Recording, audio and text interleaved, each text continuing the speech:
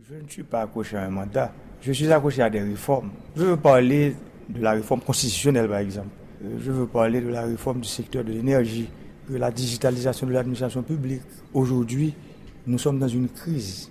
Elle est réellement aiguë, mais nous pouvons profiter de cette crise pour faire de cette crise une opportunité. Nous avons besoin de stabilité dans le pays et pour trouver cette stabilité, il faut attaquer le système.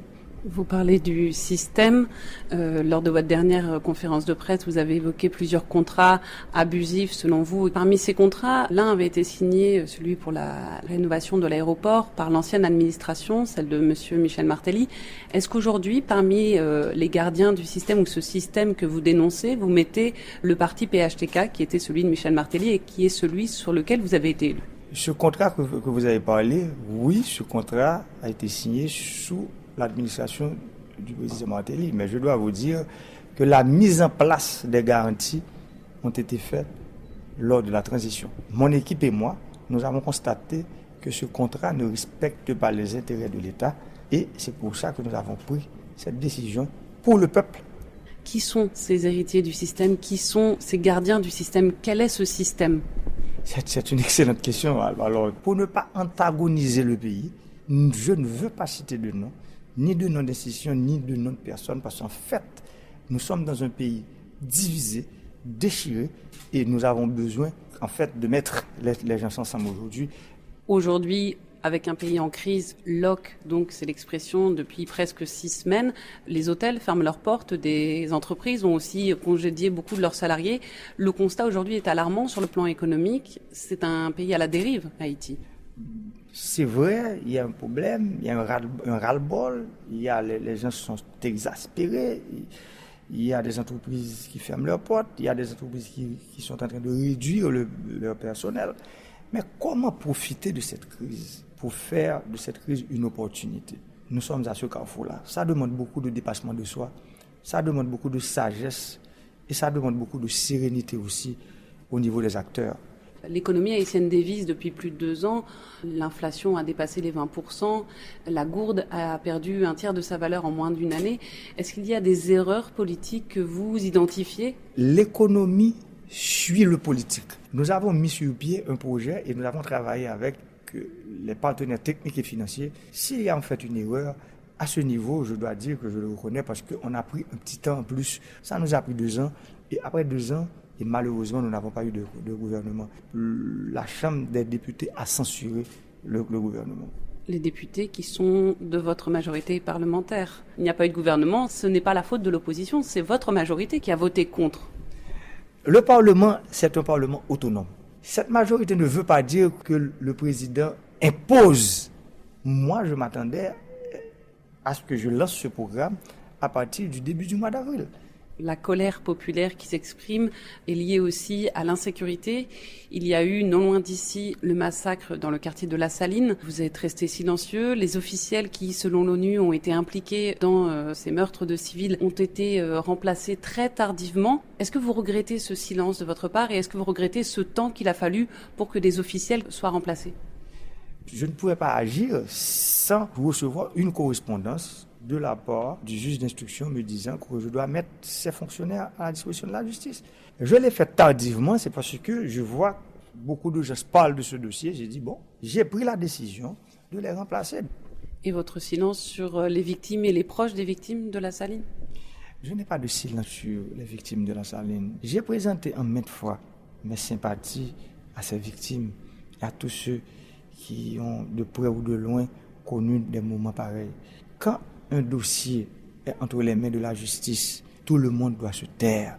En parlant de la justice et justement du dossier Petro-Caribé, qui est celui qui a lancé le mouvement de contestation à l'été dernier, l'une de vos entreprises est épinglée par la Cour supérieure des comptes comme au cœur d'un stratagème de détournement de fonds. Avant que votre entreprise ne soit épinglée, vous aviez dit faire confiance à cette Cour. À l'issue de son rapport, vous avez demandé un audit auprès de l'Organisation des États américains. Il y a une confusion. Est-ce que finalement vous faites confiance à la justice haïtienne sur ce dossier? Il n'y a pas de confusion. Je dois premièrement vous dire, au contraire, c'est pour donner la confiance à tout le monde. Il faut un procès équitable où il ne va pas y avoir de chasse aux sorcières ni de persécution politique. Je suis président d'un pays du tiers-monde, mais je respecte la loi. Je respecte les institutions de mon pays. Est-ce que les institutions sont assez fortes pour remplir leur mission? Ça, c'est la question. Aujourd'hui, le pays n'est plus sous la maîtrise des forces policières puisque certaines routes sont coupées depuis plusieurs semaines. On est en situation presque d'anarchie à certains endroits où le Far West domine. Des gens rançonnent au quotidien les personnes qui voudraient passer. Vous venez de le dire, les gens qui rançonnent, qui font des barricades, mais ce sont des Haïtiens qui sont en quête d'emploi, qui cherchent à faire... Mais en fait, vous avez parlé des forces de l'ordre. Nous avons 20 000 policiers pour 12 millions de personnes. Le pays a besoin des réformes en profondeur. Vous parlez de réformes au quotidien. Les gens se demandent si demain ils vont pouvoir vaquer à leurs occupations, si demain ils peuvent mettre leurs enfants à l'école. Concrètement, en urgence, qu'est-ce qui peut être décidé ? Au moment où je vous parle, je sais qu'il y a plusieurs équipes qui sont à la CAE. La police est là, les travaux publics sont sur place, le ministère de l'Intérieur est là aussi, en train de voir comment trouver un modus operandi pour sortir, parce que nous n'allons pas pouvoir sortir de l'auberge avec tous ces armes au niveau des groupes armés. Nous sommes en train de travailler pour que la paix revienne, pour que le peuple haïtien retrouve sa sérénité, pour que les enfants puissent retourner à l'école. Je ne suis pas accroché à un mandat, je suis accroché à des réformes. Je veux parler de la réforme constitutionnelle, par exemple. Je veux parler de la réforme du secteur de l'énergie, de la digitalisation de l'administration publique. Aujourd'hui, nous sommes dans une crise. Elle est réellement aiguë, mais nous pouvons profiter de cette crise pour faire de cette crise une opportunité. Nous avons besoin de stabilité dans le pays et pour trouver cette stabilité, il faut attaquer le système. Vous parlez du système. Lors de votre dernière conférence de presse, vous avez évoqué plusieurs contrats abusifs selon vous. Parmi ces contrats, l'un avait été signé, celui pour la rénovation de l'aéroport, par l'ancienne administration, celle de monsieur Michel Martelly. Est-ce qu'aujourd'hui, parmi les gardiens du système ou ce système que vous dénoncez, vous mettez le parti PHTK qui était celui de Michel Martelly et qui est celui sur lequel vous avez été élu? Ce contrat que vous avez parlé, oui, ce contrat a été signé sous l'administration du président Martelly, mais je dois vous dire que la mise en place des garanties ont été faites lors de la transition. Mon équipe et moi, nous avons constaté que ce contrat ne respecte pas les intérêts de l'État et c'est pour ça que nous avons pris cette décision pour le peuple. Qui sont ces héritiers du système? Qui sont ces gardiens du système? Quel est ce système? C'est une excellente question. Alors, pour ne pas antagoniser le pays, je ne veux pas citer de nom, ni de nom d'institution, ni de nom de personne, parce qu'en fait, nous sommes dans un pays divisé, déchiré, et nous avons besoin, en fait, de mettre les gens ensemble aujourd'hui.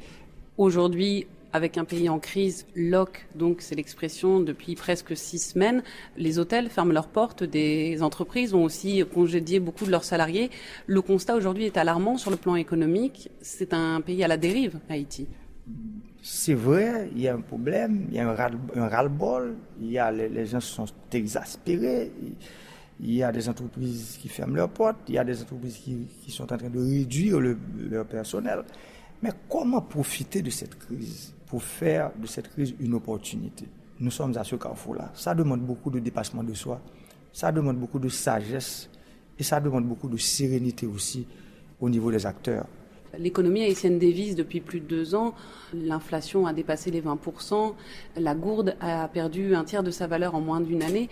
Est-ce qu'il y a des erreurs politiques que vous identifiez? L'économie suit le politique. Nous avons mis sur pied un projet et nous avons travaillé avec les partenaires techniques et financiers. S'il y a en fait une erreur, à ce niveau, je dois dire que je le reconnais parce qu'on a pris un petit temps en plus. Ça nous a pris 2 ans et après 2 ans,